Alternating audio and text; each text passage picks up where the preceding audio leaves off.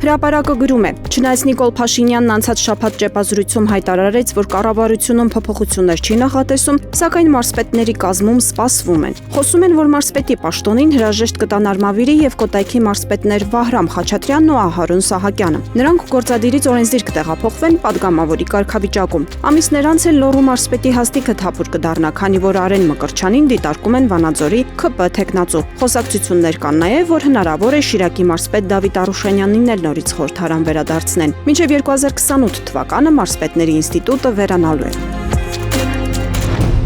Փաստը գրում է. վերջին օրերին քաղաքական շրջանակներում ակտիվորեն շրջանառվում են տեղեկություններ, թե իշխանությունը սպասում էր, որ Գյումրու ավագանու նիստի ընթացքում քաղաքապետ Վարդան Ղուկասյանը կարող էր հրաժարական ներկայացնել, ինչից հետո ավագանին նոր քաղաքապետ կընտրեր Կարեն Սիմոնյանին։ Եթե շրջանառվող այս տեղեկությունները համապատասխանում են իրականությանը, ապա բազմաթիվ հարցեր են առաջանում։ Արդյոք հենց այդ սցենարն էր պատճառը, որ նիստը չկայացավ իրավապահ մարմինների գործողությունների, խոզարկությունների եւ քաղաքական ճնշումների ֆոնին։ Շատերի կարծիքով այս ամենը կարող էր նպատակ ունենալ խափանել ավագանու բնականոն աշխատանքը եւ կանխել սահուն իշխանափոխությունը քաղաքում։ Գյումրիում բավականին տարածված է այն տեսակետը, որ քաղաքի մի զգալի հատված ցանկանում է տեսնել նոր ղեկավարություն։ Գյումրեցիները գիտեն, որ Կարեն Սիմոնյանն ունի անհրաժեշտ կառավարման փորձ ու կարողություններ քաղաքում զարգացման նոր փուլ սկսելու համար։ Նրանք համոզված են, որ արդյունավետ կառավարման դեպքում հնարավոր կլինի լուծել կուտակված բազմաթիվ խնդիրներ եւ Գյումրին դարձնել ավելի զարգացած ու բարեկարգ քաղաք։ Ըստ այդմ, եթե այդ տեղեկություններն իրական են, ապա ակնհայտ է նաեւ իշխանության վախը,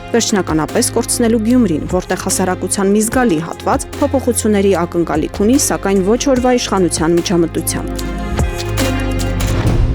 Հրապարակը գրում է. ՔՊ-ն պատրաստվում է Վանաձորի ընտրություններին։ Նախորդը 2021 թվականի դեկտեմբերի 5-ին էր։ Ըստ ամենայնի 26-ին էլ կլինի դեկտեմբերին։ Իշխանության թեկնածուն Լոռվա մարզպետ Արեն Մկրտչյանն է, որը դուրս է գրվել Ալավերդու հաշվառումից եւ գրանցվել Վանաձորում, հորեղբորորդու տանը, որ օրենքով պահանջվող 6 ամսվա բնակության ցենզին համապատասխանի։ Չնայած անցած ընտրություններից հետո ՔՊ-ն Արկադի Փելեշյանի ԱԿԱ-ի միջոցով ուզուրպացրեց Վանաձորը, հաղթած թեկնածու Մամիկոն Ասլանյանին կալանավորելով, սակայն թերթի աղբյուրներն ասել են, որ իշխանությունը քաղաքապետին յուրային չի համարում, հատկապես իր հովանավոր ԱԱԾ նախկին տնօրեն Արմեն Աբազյանի պաշտոնանկությունից հետո ԱԿԱ-ի դիրքերը թուլացել են։ Լուրեր կան, որ իրավապահները սկսել են նրանով հետաքրքրվել եւ քաղաքապետարանում գնումների, տենդերների հետ կապված ինչ-որ խախտումներ են հայտնաբերել։ Հունիսի 7-ից առաջ Վանաձորի նախընտրական կուրացիան ԿՊ-ն նրան չի վստահել։ ԱԿԱ-ն էլ ասում են աշխատել է ուժեղ Հայաստանի համար։ Սակայն քանի որ ԿՊ-ի դիրքերը շատ խարխուլ են Վանաձորում, չի բացառվում, որ ԱԿԱ-ին առաջիկա ընտրություններում կրկին կօգտագործեն։ Նրան որպես երկրորդ ուժ առաջադրելով ընդդիմությունից ձայներ խլելու, իսկ ընտրություններից հետո ԿՊ-ի հետ կոալիցիա կազմելու համար։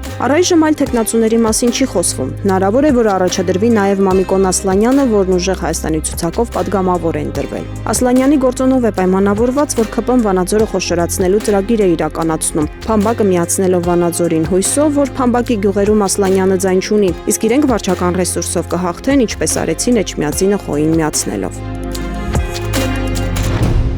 Հրապարակը գրում է. Պաշտպանության բանակի նախկին հրամանատար 5.5 տարով դատապարտված Ջալալ Հարությունյանը, որը պատիժը կրում է Վարդաշեն ԿԿՀ-ում, արդեն քանի օր է Տելեգրամում օնլայն է։ Նա 44-օրյա պատերազմի գործով է դատվել զինվորական պաշտոնական անփրկության համար, որն անզգուշությամբ առաջացրել է մարդու մահ հոդվածով։ Պատիժը կրում է 2025-ի աշնանից։ ԿԿՀ-ի աղբյուրի փոխանցմամբ պրոբացիոն ծառայությունը վերանայել է նրա պահման պայմանները։ Բաց ռեժիմ է, ինչը նշանակում է բանտից դուրս գալ, աշխատել եւ այլն։ Թերթին ասել են. իշխանությունը սպասում էր ընտրություններին, որ փոխեին Ջալալի ռեժիմը։ Հաջորդ քայլով պայմանական վաղաժամկետով ազատելու են պատժի կրման 1/3-ը լրանալու հիմքով։ Ասում են Հարությունյանն իրեն ճիշտ է պահել ցուցմունքներում, Փաշինյանին մաքրել է պատերազմի պարտության մեղքից։ Նա մտերիմներին անգամ բողոքել է, թե չի հասկանում ինչու այդքանից հետո իրեն նստեցրին։ Փաստն այն է, որ նրա նկատմամբ ավելի բայրացակամ են, քան ասենք Միքայել Արզումանյանի, որը պատերազմի վերջին օրերին է պաշտոն զբաղեցրել, բայց երկար նստեց եւ քանի ամիս է տնային կալանք է կրում։ Թերթը փորձել է Ջալալ Հարությունյանի ռեժիմի փոփոխության մասին ԿԿՑ հանրային կապերի բաժնից կամ փաստաբանից պարզաբանում ստանալ, սակայն զանգերն անպատասխան են մնացել։